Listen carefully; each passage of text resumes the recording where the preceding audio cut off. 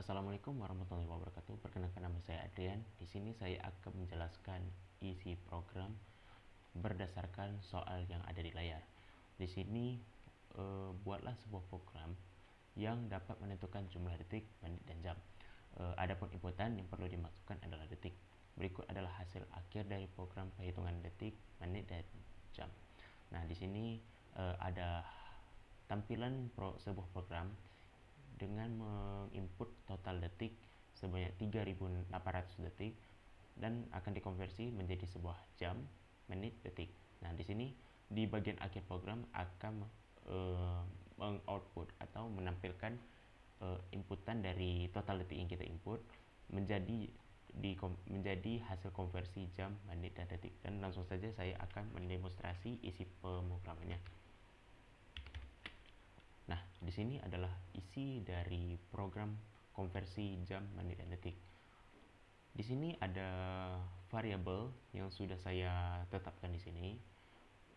Variabel yang saya gunakan bertipe integer karena total detik yang kita input merupakan adalah sebuah angka bulat.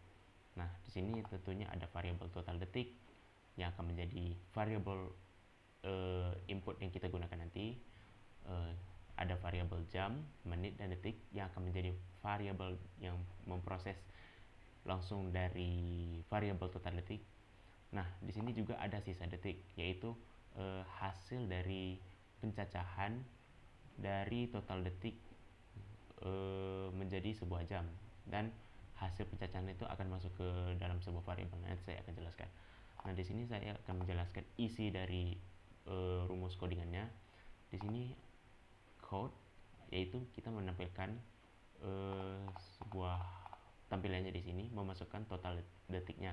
Nah, di sini kita akan menginput ke variabel total detik. Nah, di sini berdasarkan rumus, jam sama dengan total detik dibagi dengan 3.600. Kenapa 3.600? Karena dalam rumusnya 1 jam itu sama dengan 3.600 detik. Nah, sebagai contoh kita mendemonstrasikannya. Misalkan kita menginput total detik itu 3.800 detik sesuai dengan yang ada di tampilan program kan.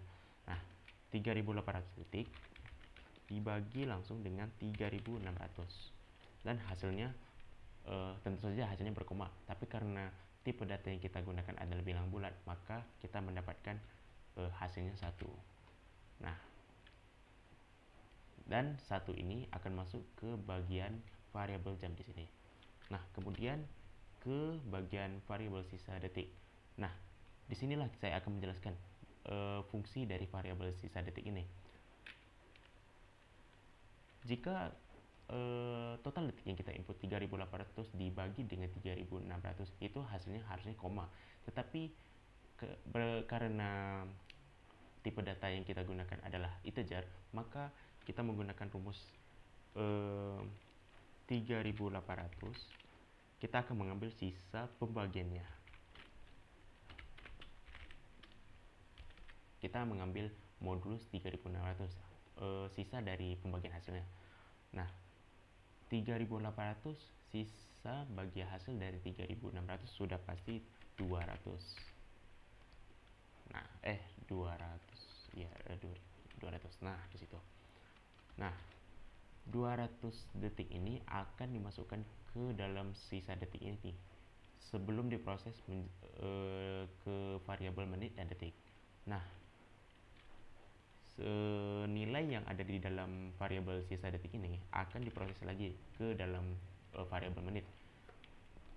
Kalau rumus menit itu adalah 1 menit sama dengan 60 detik. Sudah pasti 60 detik tentunya.